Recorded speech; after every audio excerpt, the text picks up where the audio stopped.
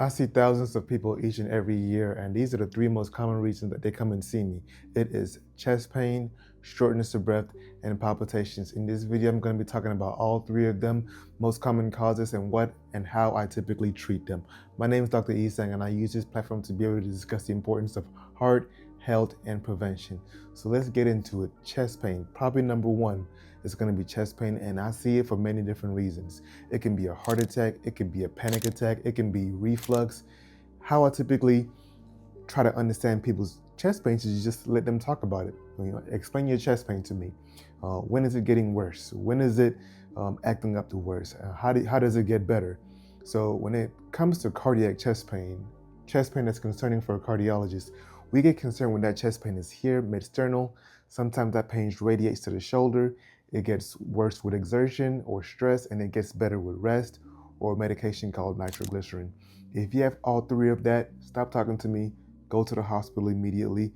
We need to make sure that this chest pain isn't due to a potential impending heart attack, atherosclerosis, plaque buildup. All of those can be sometimes interchangeable. If you have two out of three of those, that is known as probable chest pain. Used to be known as atypical, trying to get rid of that nomenclature because it can sometimes affect the way that we treat people overall. So you can have probable chest pain still. If it's concerning, if it's brand new, let's take you to the hospital. Let's do some tests to make sure. Those tests can be anything such as stress tests, EKG, echocardiogram, getting more history, getting more labs to confirm our suspicion. If those lab work and the workup is concerning, then we're going to potentially do a stress test or do a heart catheterization to make sure that there's no blockage. If there's blockage, we'll fix it with a stent, or if it's several blockages, we may need to consider coronary artery bypass graft, also known as CABG. Now, if you have one out of those symptoms, presentations, then less likely cardiac, or if you've had the workup and everything comes back normal, then less likely cardiac. We're not going to completely just say nothing is wrong with you, but we're going to start looking at any other etiologies that can be potentially causing this chest discomfort. Sometimes we may even consider doing things like a heart monitor, or even ruling out things like sleep apnea. But we want to continue this workup outpatient, whether it's following up with me, try to rule out other potential etiologies, or going with your primary medical provider so that they can do the appropriate testings and possibly having you see by a stomach doctor or a lung doctor. So chest pain is probably one of the biggest things. So if it's not due to a heart attack, what else can it be due to? And I've already talked about some of them. It can be due to reflux, gastroesophageal reflux disease. It can be pancreatitis.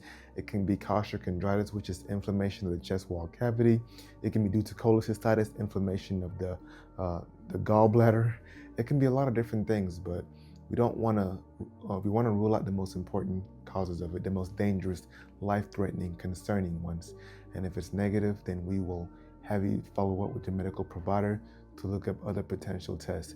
Now, the frustrating part is sometimes you can have chronic chest pain that doesn't really have no diagnosis yet, unfortunately. And we try to figure out ways that we can treat it, whether it's with anti-anginals, medications that can be used for chest pain, and do other potential workup to figure out what's going on. There are a lot of other cardiac tests that we can do. They're a bit more invasive, or just as invasive as a heart catheterization, but we definitely want to make sure that things like smoking and tobacco use are not a factor, obesity is not a factor, sleep apnea is not a factor.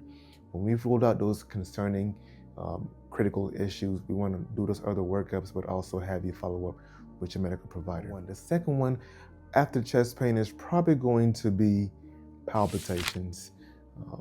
And palpitations can be a lot of different things. Once again, it could be nothing such as anxiety, but you can have PVCs, PACs, which are extra beats that come from the bottom and top part of the heart respectively. It can be atrial fibrillation, which is an abnormal heart rhythm that can lead to clots, that can lead to strokes. It can be ventricular tachycardia, which can be a sign of a heart attack. It can be ventricular fibrillation, where people drop dead. So in the first workup, when someone is coming in with palpitations, once again, it's going to come with that history.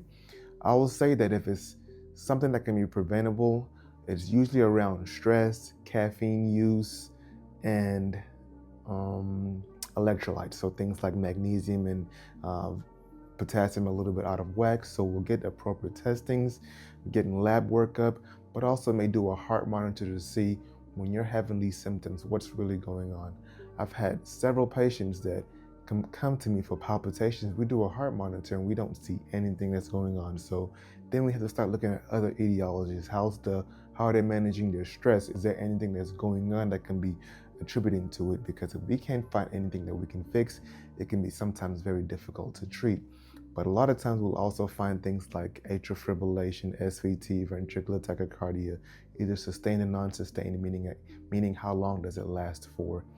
And then we'll start doing that workup with lifestyle changes, with some medication changes, and sometimes you may need a heart catheterization if it's concerning that it was brought on due to ischemia, also meaning that areas of the heart not getting enough blood flow, or due to if the rhythm is just extremely crazy and we need to get rid of it, we need to do an ablation, then you would see one of my partners known as a cardiac electrophysiologist who specializes in it. One of the ways that I like to work people out that are coming in with palpitations is getting the history, getting the EKG. If the EKG sometimes gives me the answer, we stop there. But a lot of times it may give me a hint, and then I need to do further testing. And those testings will be likely a heart monitor. And those heart monitors can be anywhere from me, typically as little as 7 days, but as much as 30 days. I do have a few patients that actually have a loop recorder that can record it for upwards to 2 to 3 years. And then depending on what I find will let me know what to do next, whether it's seeing my partners for heart catheterization, whether it's seeing my partners for an ablation, or whether it's looking at ways that we can change it through lifestyle and also through potentially using medications. It can be very frustrating because I've had several patients that I've been able to help, but I've also had several of them that we haven't been able to find the cause or the etiology of it. And that's where something like a cardiomobile would be very beneficial. And what it is like having a pocket EKG that boom, if you're having those symptoms, you put your fingers on the pocket EKG or the cardiomobile, and then it will let us know what's going on right then and there. But a lot of times people are still frustrated that they can't find the true cause of it. But also I've had a lot that we've found the cause, we've treated it, and they're doing a lot better. And the third one is going to be shortness of breath. I think shortness of breath is just as common and can be just as frustrating because it can be due to the previous things I've mentioned. It can be due to a heart attack, can be due to palpitations.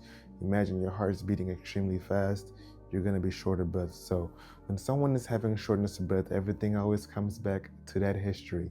We want to see, when is it happening? Is it with activity? Is it at rest? Is it both? Is it getting worse? Has it been going on for years, decades? That kind of lets us know how quickly we need to act, because if you were running marathons a week before and now you're extremely short of breath where you can't walk, you may need to be hospitalized for that. I've had a patient that I listened to him for the first time. He was an avid swimmer. I listened to him and I told him that you're going to have open heart surgery within the next 24 hours, and he did, because one of his valves was not working appropriately.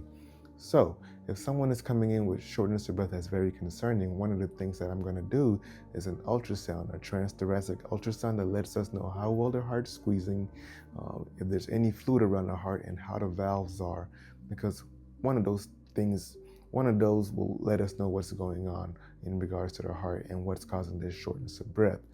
And with that, will kind of lead us on what to do next, whether it's a stress test or even a heart catheterization if it's very acute, or having you get a sleep study to make sure it's not due to sleep apnea. I do find that a lot of my cases that everything so far has been normal cardiac wise.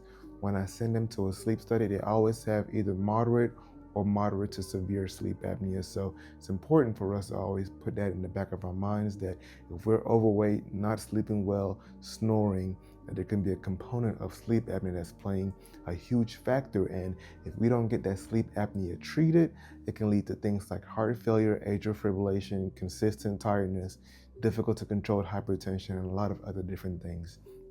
And that's it. That's the three most common things that we see.